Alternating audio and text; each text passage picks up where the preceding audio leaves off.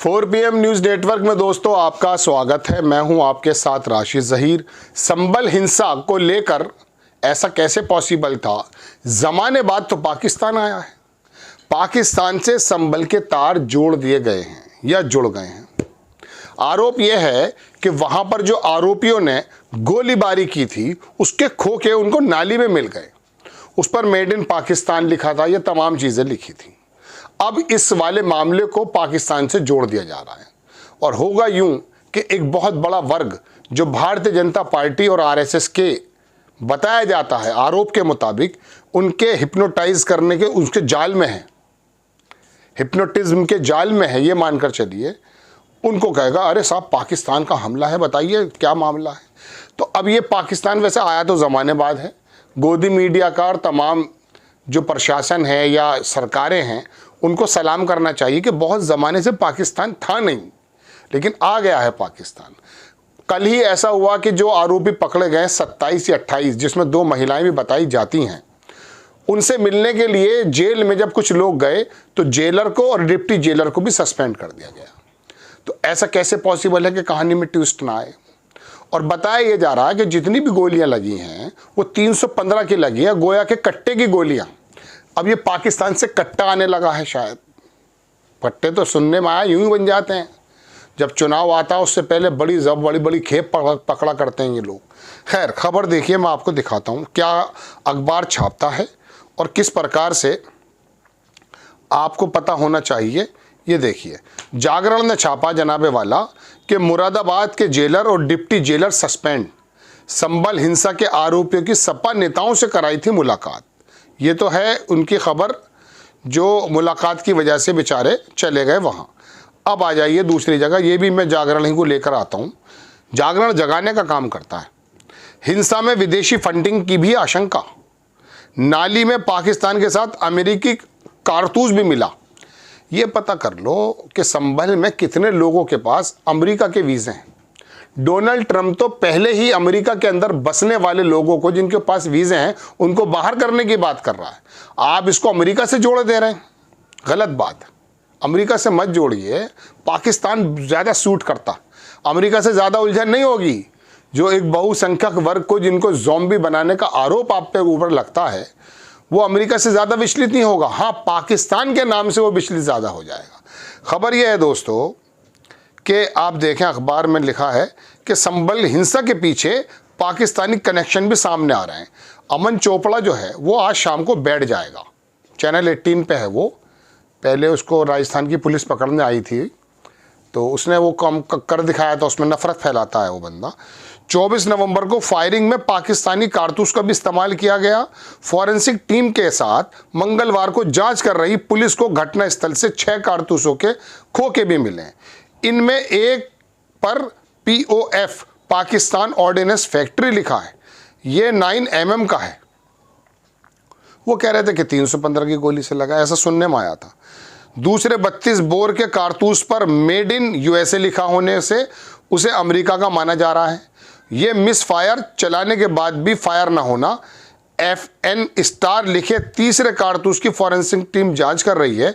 इसके अलावा 3 कारतूस 2 और 1 32 बोर के देसी मिले हैं।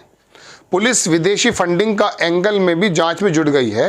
हिंसा के पीछे पहले से ही सुनियोजित साजिश प्रतीत हो रही है। अब विदेशी हाथ होने की आशंका से खुफिया तंत्र और अलर्ट हो गया है। केंद्रीय एजेंसियों के जांच में जुटने की संभावना है। बताइए कहाँ पहुँच गए हैं साहब, कमाल ही कर दिया। तो दोस्तों बात यह है कि ये सनसनी फैलाना, कोई भी पुलिस की रिपोर्ट में ये बात निकल कर नहीं आ रही है कि पुलिस की तरफ से भी गोली चली है, बल्कि वहाँ के जो सांसद हैं ज़ियाउर रहमान बर्क साहब के पोते हैं, शफीकुर रहमान बर्क साहब के पोते, उनका कहना है कि वो तो बेंगलोर में थे।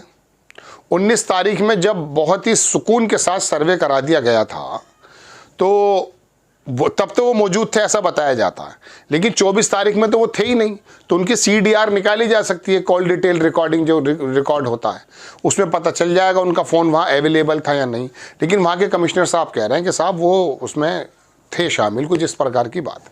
बहरहाल पाकिस्तान के बारे में मेरे भी कान खड़े हुए और मुझे लगा कि आपको बता देना चाहिए, चूँकि अभी मेन स्ट्रीम मीडिया में एक ऐसा ज्वार आने वाला है, पाकिस्तान संभल संभल पाकिस्तान, और वो बड़े ब्रेकिंग करके उनके एडिटर ऐसे ऐसे शॉट्स लगाएंगे, ऐसी ऐसी प्लेट्स लगाएंगे कि आपको रोमांच आने लगेगा। और फिर पता ये चलेगा कि इन पे जो 5 या 4 आदमी मारे गए हैं ये गलत नहीं मारे गए, ये पाकिस्तानी एजेंट थे। दोस्तों बात यह है वो पाकिस्तानी एजेंट थे तब भी एक चिंता का विषय है, अगर वो पाकिस्तानी एजेंट नहीं थे, वो बेकसूर लोग हैं, तब भी चिंता का विषय है। निष्पक्ष कार्रवाई कैसे हो? ऐसे तो होगी नहीं कि साहब 19 तारीख को आपका सर्वे हो जाता, 24 तारीख में फिर ढोल नगाड़ों के साथ एक वकील जिसकी वहाँ ज़रूरत नहीं थी, जो इस तमाम मामले के पीछे नज़र आता है, सर्वे का ऑर्डर लेना, तमाम चीज़ें ये करना, उसका क्या मतलब था वहाँ? ये तमाम चीज़ें सुनियोजित तरीके से 19 में वहाँ पर आपने कराया, चूँकि 20 में चुनाव था, तो अगर उसी दिन भड़क जाती आग तो और कुंदरकी तो वैसे भी जीत लिया गया है कि इन कारणों से जीता है। आरोप लग रहे हैं कि साहब पूरा का पूरा मामला, मुस्लिम आबादी 60-65% बताई जाती है, लेकिन 1 लाख 1.5 लाख 1,44,000 वोटों से वो वहाँ बीजेपी के कैंडिडेट जीत गए। चलिए हो सकता है सारे मुसलमानों ने वोट दे दिया, डर कर भी दे सकते हैं वोट। तो बात यह है कि वो सुनियोजित तरीके से क्या हुआ, फिर जब 19 में नहीं हुआ तो फिर 24 में हो गया।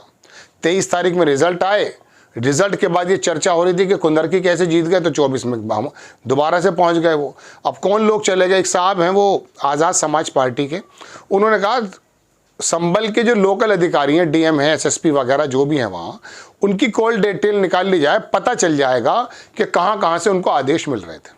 बात में जान है तो कॉल डिटेल पाकिस्तान का संबंध तो निकालने में कोशिश करनी ही चाहिए, लेकिन इस तरफ भी ध्यान दे लेना चाहिए कि ज़ियाउर रहमान बर्क बेंगलोर में थे या नहीं थे, या आपके अधिकारियों को लखनऊ से या कहीं और से या किसी राजनेता से कोई ऑर्डर मिल रहे थे। पूरी पट्टी मुरादाबाद, रामपुर, उधर ये स्वार और इधर चले जाइए तो संभल और ये बंदायूं, यहाँ मुस्लिम पॉपुलेशन थोड़ा ज़्यादा है, सेंसिटिव एरियाज़ हैं, बना दिए गए हैं।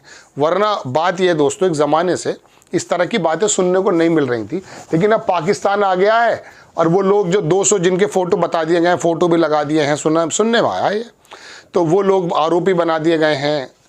लेकिन पता ये चल रहा है कि पुलिस ने कोई गोली नहीं चलाई है।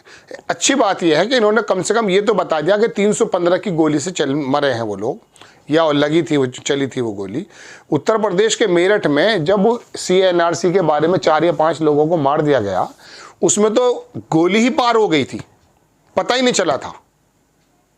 एक छोटी सी बात बताता हूँ, एक बार LBW हुए सचिन तेंदुलकर ऑस्ट्रेलिया में, तो एम्पायर इस तरह की एम्पायरिंग कर रहा था कि सचिन तेंदुलकर के सर पे बॉल लगी थी।